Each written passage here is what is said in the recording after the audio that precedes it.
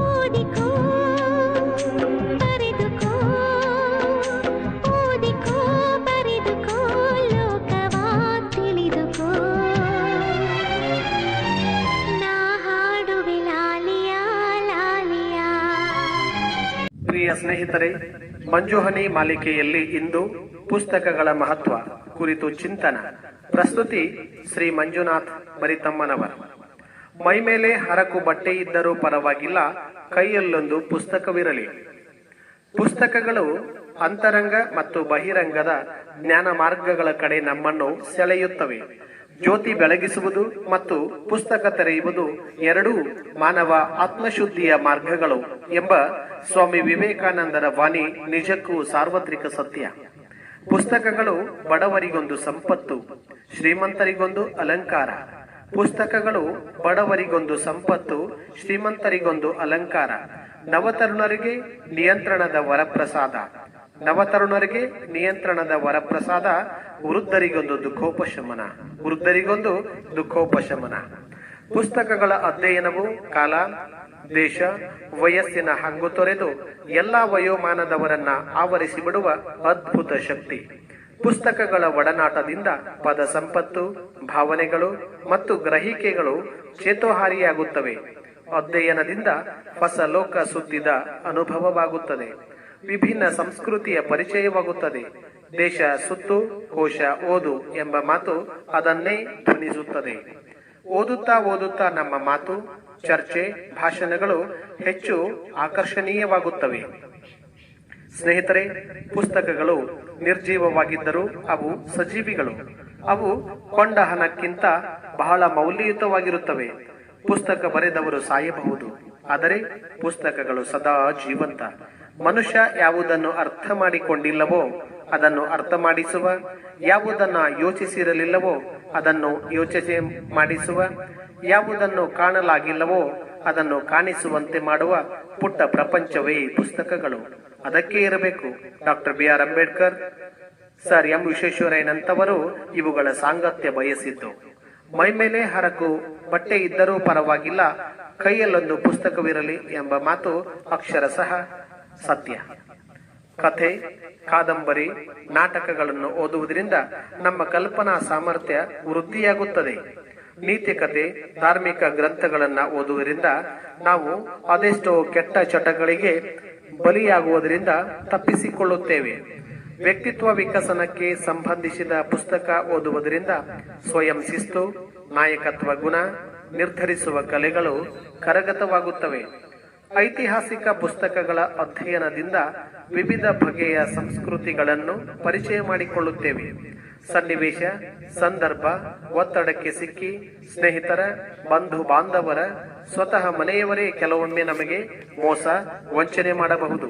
ಆದರೆ ಉತ್ತಮ ಪುಸ್ತಕಗಳು ಯಾವ ಸಂದರ್ಭದಲ್ಲಿಯೂ ಮೋಸ ಮಾಡಲು ಸಾಧ್ಯವೇ ಇಲ್ಲ. ಹೀಗಾಗಿ ಪುಸ್ತಕಗಳು ಅತ್ಯುತ್ತಮವಾದ ಸಂಗಾತಿಗಳು, ಸ್ನೇಹಿತರು ಮತ್ತು ಶಿಕ್ಷಕರೇ. ಪುಸ್ತಕಗಳ ಬಗ್ಗೆ ವಿವಿಧ ಮಹನೀಯರು ನೀಡಿದ ಹೇಳಿಕೆಗಳನ್ನ ಗಮನಿಸುವ. ರಾಬರ್ಟ್ಸನ್ ರವರು ಹೇಳ್ತಾರೆ, ಜಗತ್ತನ್ನು ಬೆಳಗಿಸಲು ಒಬ್ಬ ಸೂರ್ಯನಿರಬೇಕು, ಜೀವನವನ್ನು ಬೆಳಗಿಸಲು ಒಂದು ಪುಸ್ತಕ ಸಾಕು. ಬೇಕನ್ ರವರು ಹೇಳ್ತಾರೆ, ಮನುಷ್ಯನನ್ನು ಅರ್ಥ ಮಾಡಿಕೊಳ್ಳಲು ಪ್ರಯತ್ನಿಸಿದಷ್ಟು ನಾವು ಬುದ್ಧಿಹೀನರಾಗುತ್ತೇವೆ. ಅದೇ ಪುಸ್ತಕವನ್ನು ಅರ್ಥ ಮಾಡಿಕೊಳ್ಳಲು ಪ್ರಯತ್ನಿಸಿದಷ್ಟು ನಾವು ಬುದ್ಧಿವಂತರಾಗುತ್ತೇವೆ. ಗಯಾಟೆ ಅವರು ಹೇಳ್ತಾರೆ, ಪುಸ್ತಕ ಇಲ್ಲದ ಮನೆ, ಜೀವವಿಲ್ಲದ ದೇಹ ಎರಡೂ ಒಂದೇ. ಲಿಯೋ ಟಾಲ್ಸ್ಟಾಯ್ ಅವರು ಹೇಳ್ತಾರೆ, ಪುಸ್ತಕದಂತಹ ಸ್ನೇಹಿತ ಇನ್ನೊಂದಿಲ್ಲ, ಅದು ಹಳೆಯ ತಪ್ಪುಗಳನ್ನು ತೋರಿಸಿಕೊಡುತ್ತದೆ.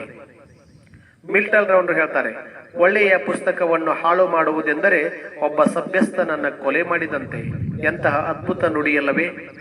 ನೆಪೋಲಿಯನ್ ರವರು ಹೇಳ್ತಾರೆ, 1,00,000 ಬಂದೂಕುಗಳಿಗೆ ಹೆದರುವಷ್ಟು ನಾನು 3 ಪತ್ರಿಕೆಗಳಿಗೆ ಹೆದರುತ್ತೇನೆ.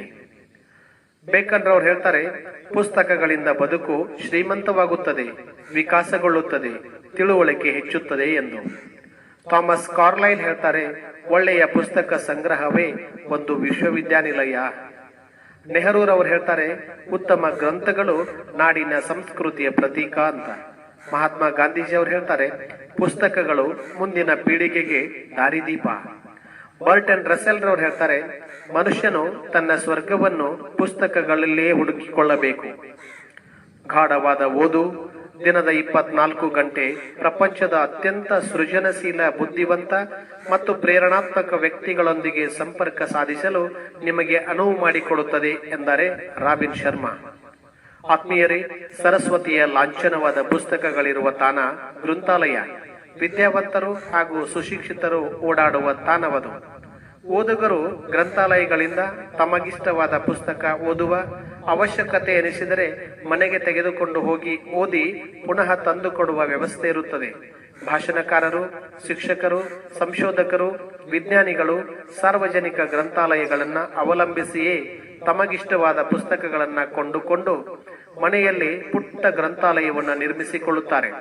ಕೆಲವರು ಬೇರೆ ಬೇರೆ ಊರುಗಳಿಗೆ ಪ್ರಯಾಣ ಮಾಡಿದಾಗಲೂ ಮೊದಲು ಪುಸ್ತಕಾಲಯಗಳಿಗೆ ಭೇಟಿ ಕೊಟ್ಟು ಹೊಸ ಹೊಸ ಪುಸ್ತಕಗಳನ್ನು, ತೀರಾ ಹಳೆಯ ಪುಸ್ತಕಗಳನ್ನು, ವಿಶಿಷ್ಟ ಪುಸ್ತಕಗಳನ್ನು ಖರೀದಿಸಿ ತಮ್ಮ ಮನೆಯ ಗ್ರಂಥಾಲಯಕ್ಕೆ ಹೊಸ ಸದಸ್ಯರನ್ನ ಸೇರಿಸುತ್ತಾರೆ. ಇದು ಅತ್ಯುತ್ತಮ ಹವ್ಯಾಸ. ಪ್ರಿಯ ಓದುಗರೇ, ಇಂದಿನ ದಿನಗಳಲ್ಲಿ ಓದುಗರ ಸಂಖ್ಯೆ ಕಡಿಮೆಯಾಗುತ್ತಿದೆ. ಇಂದಿನ ಯುವಜನತೆ ಒತ್ತಡ, ಸಂಘರ್ಷಗಳ ನಡುವೆ ಬಾಳುತ್ತಿದ್ದಾರೆ. TV, mobile, internet, WhatsApp, Facebook, ಟೆಲಿಗ್ರಾಮ್ಗಳ ಹಾವಳಿಗಳಿಂದಾಗಿ ಓದುವುದನ್ನು ನಿಲ್ಲಿಸಿಬಿಟ್ಟಿದ್ದಾರೆ. ಇದು ಒಳ್ಳೆಯ ಬೆಳವಣಿಗೆಯಲ್ಲ. ಬದಲಾದ ತಂತ್ರಜ್ಞಾನದ ನಡುವೆಯೂ ನಾವೆಲ್ಲ ಓದುವ ಹವ್ಯಾಸ ಬೆಳೆಸಿಕೊಳ್ಳಬೇಕಿದೆ. ಇತಿಹಾಸ, ಧಾರ್ಮಿಕ ಗ್ರಂಥಗಳು, ಸ್ಥಳೀಯ ವಿದ್ಯಮಾನ, ಪತ್ರಿಕೆಗಳು, ಉದ್ಯೋಗ, ವಿಜ್ಞಾನ, ತಂತ್ರಜ್ಞಾನ, ಹಾಸ್ಯ, ಸಾಹಿತ್ಯವನ್ನ ನಾವಿಂದು ಅಧ್ಯಯನ ಮಾಡಬೇಕಿದೆ. ಮನಸ್ಸು ಹಗುರಾಗಲು, ಅಜ್ಞಾನವೆಂಬ ಕತ್ತಲು ದೂರ ಮಾಡಲು